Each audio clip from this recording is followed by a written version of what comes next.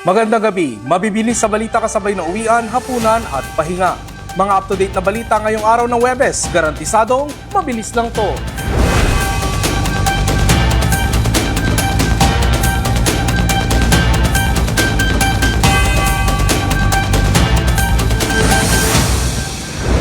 Pinakikilos na ng Department of Justice sa mga law enforcement agency para arestuhin si Senador Ronald Bato de la Rosa. Yan matapos kumpirmahin ng gobyerno na valid at enforceable ang arrest warrant na inilabas ng International Criminal Court laban sa senador, na itinuturing na ngayon na pugante. Mabilis sa balitang hatid ni Michelle Guilya.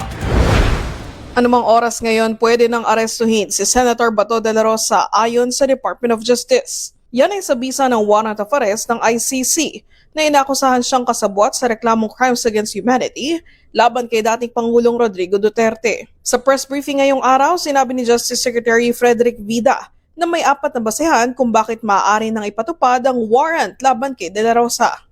Una, kumpirmadong may existing arrest warrant ang ICC. Ikalawa, wala na sa Senate Protective Custody ang senador. Ikatlo, walang temporary restraining order ang Korte Suprema. At ika-4, enforceable ang warrant of arrest. Based on all these 4 basic premises, I would like to confirm, 1, the Philippine law enforcement agencies, which would include the PNP, the National Bureau of Investigation, are now tasked to effect the arrest of Senator Bato de la Rosa. Senator Bato is a fugitive from justice, and he should be brought to the ICC to face the charges before him. Tinanong rin ng kalihim kung sakaling mahuli si De La Rosa, isasagawa ba ang parehong operasyon na ginawa noon kay dating Pangulong Duterte na dinala agad-agad sa The Hague, the Netherlands. These are operational matters that I cannot discuss so that we don't defeat the purpose of the arrest, which is the ultimate objective is to bring him to the ICC. May lead na rin daw ang pamahalaan sa kinaroroonan ngayon ni De La Rosa at nagbabala sa mga tutulong sa pagtatago ng senador. Ayon sa kalihim, maaaring may pananagutan, hindi lang sa ilalim ng batas ng Pilipinas, kundi pati sa rules ng ICC ang sinumang tutulong sa pagtakas o pagtatago ng senador. Binigyan din niya ang paghahanap ng hustisya para sa maumano'y naging biktima ng war on drugs.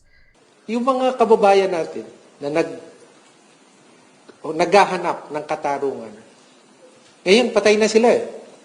Di na sila pwede kumuha ng abogado. Di na sila pwede kumuha ng TRO. Tingnan natin. Let's paghahanap na obligasyon ng gobyerno. Ang obligasyon ng gobyerno, alalayan, tulungan, para yung sinasaliksik nila at hinahanap na katarungan makamit. At ito po, ang pag-aaresto kay Senator Bato ay bahagi nito. Sa opisyal na pahayag ni PNP Chief General Jose Melencio Nartates Jr., kinikilala nito ang kautusan ng DOJ na inaatasan ng PNP at NBI na isilbi ang warrant of arrest laban kay De La Rosa.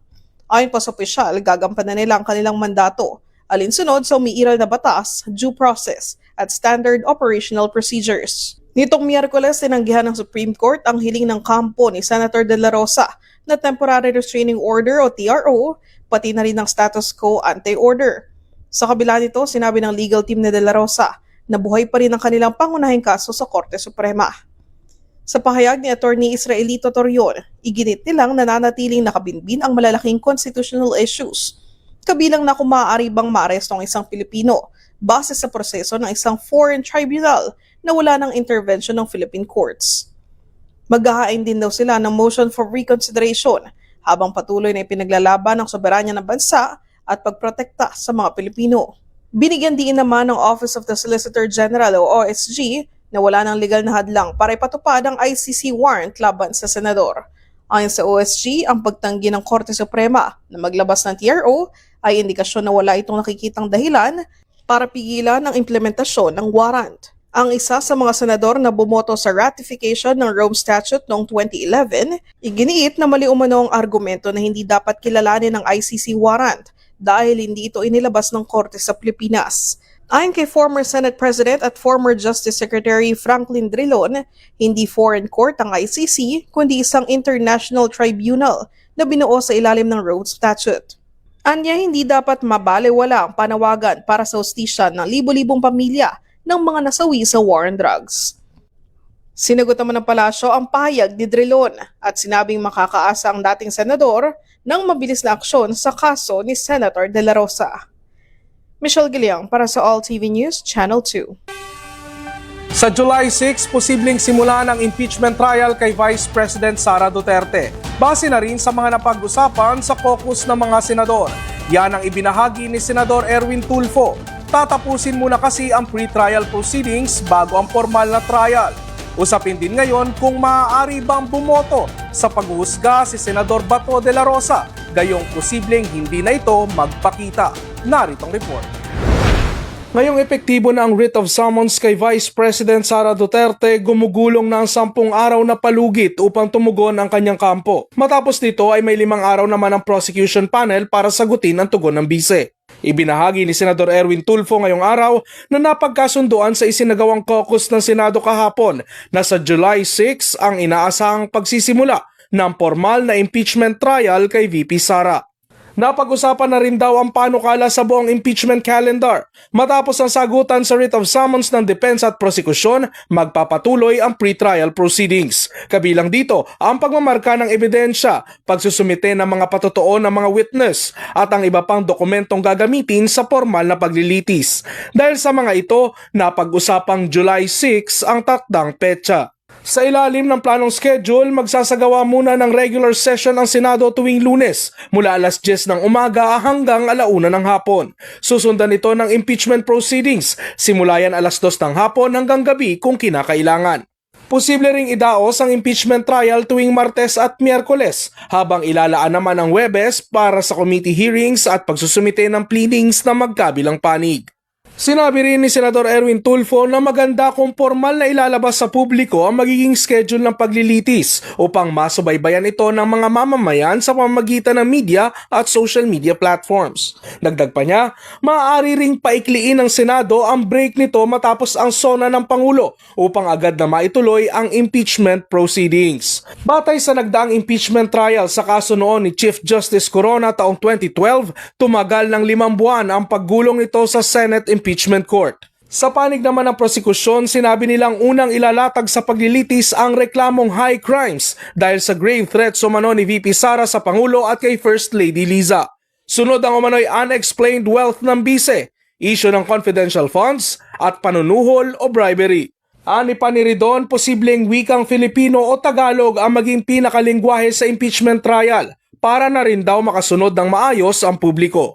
Samantala, usapin ngayon sa Senado kung maaari bang bumoto si Senador Bato de la Rosa kahit nawala ito sa Senado. Isinusulong kasi ni Senador Rodante Marcoleta na maging counted si Senador de la Rosa at subaybayan na lang ang paglilitis virtually.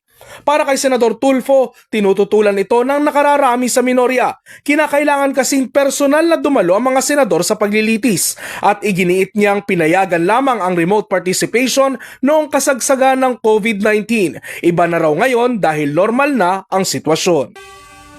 Sa mga balita sa probinsya, State of Calamity idineklara sa Bangsamoro Autonomous Region and Muslim Mindanao o BARM dahil sa krisis sa langis at El Nino. Truck na naglalaman ng hinihinalang iligal na sigarilyo at ukay-ukay nasabat ng otoridad sa Dumaguete at bundok ng basura gumuho sa Davao City. Isa patay, 2 nawawala. Search and rescue operations nagpapatuloy.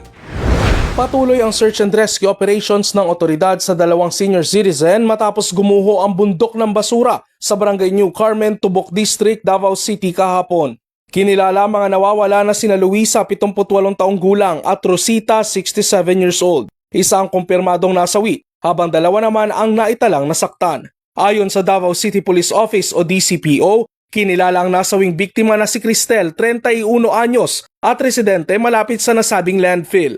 Ang 2 sugatan, kinilala na sina Lilibet at isa pang 16 anyos na lalaki. Base sa paunang investigasyon ng MAA Police Station, gumuho ang bundok ng basura bandang 1:50 ng hapon dahil umano sa build-up ng tubig sa ilalim, bunsod ng sunod-sunod na pag-ulan nitong mga nakaraang araw. Nasabat ng mga otoridad ang hinihinalang smuggled na sigarilyo at ukay-ukay mula sa isang truck na patungong Siquijor sa pagtutulungan ng Bureau of Customs at ng Port Police ng Negros Oriental, Siquijor. Natuklasan ang laman nito na 50 kahon ng sigarilyo at 4 na bulto o bales ng ukay-ukay na nakatakda sanang ihatid sa Siquijor. Isinailalim sa hold order ang mga nasabat na produkto at dinala sa Customs Compound para sa kaukulang investigasyon, alinsunod sa Republic Act 10863 o Customs Modernization and Tariff Act. Patuloy ang verifikasyon at investigasyon ng mga otoridad upang matukoy ang pinagmulan at legalidad ng nasabing mga kargamento. Isinailalim sa state of calamity ang buong Bangsamoro Autonomous Region in Muslim Mindanao o BARM matapos lagdaan ni Chief Minister Abdul Rauf Makakuwa ang Proclamation No. 0002 Series of 2026, bunsod ng epekto ng pandaigdigang oil crisis at matinding tagtuyot dulot ng El Nino. Ay sa BARM government, naapektuhan na ng krisis ang agrikultura, transportasyon, seguridad sa pagkain at kabuhayan ng mga mamamayan sa rehiyon. Bata ito sa rekomendasyon ng Bangsamoro Oil Crisis Impact Task Force at Resolution No. 7 ng BDRRMC upang mapabilis ang relief, recovery at iba pang agarang tugon ng pamahalaan sa mga apektadong komunidad. Inatasan ang lahat ng ministries at ahensya ng BARM na magsagawa ng disaster response operations. Sa sports balita, bumawi ang OKC Thunder sa Game 2 ng Western Conference Final Series kontra San Antonio Spurs. Reigning MVP Shai Gilgeous-Alexander umiscore ng 30 points para sa Thunder. Got a foul here to get the ball back. Caruso! United! Tabla na ang laban sa pagitan ng San Antonio Spurs at OKC Thunder matapos manaig ang Thunder sa Game 2 ng NBA Western Conference Finals, 122-113. Mas maganda ang takbo ng opensa ng OKC kumpara sa Game 1 sa panguna ni SGA na gumawa ng 30 points, 9 assists, 4 rebounds at 2 steals. Consistent naman off the bench ang veteranong si Alex Caruso na gumawa ng 17 points, 3 rito beyond the arc at 5 assists. Nalimitahan naman si Victor Wembanyama sa 21 points, 17 rebounds, 6 assists at 4 blocks para sa San Antonio Spurs. Samantala, inilabas naman ng NBA ang all-rookie first team at second team. Sa first team, kasama ang Rookie of the Year na si Cooper Flagg, Cedric Coward, VJ Edgecomb, Dylan Harper at Con Kinupel. Binubuo naman ni na Ace Bailey, Jeremiah Fierce, Colin Murray Boyles, Derek Quinn at Maxime Reynaud ang NBA All-Rookie second team. At yan ang mga balitang nakalap ng All TV News. Para sa iba pang balitang mabilis, bisitahin ang aming website, alltv.ph/news. I-like at i-follow din ang aming social media accounts. Ako po si Ralph Lopez. Magandang gabi.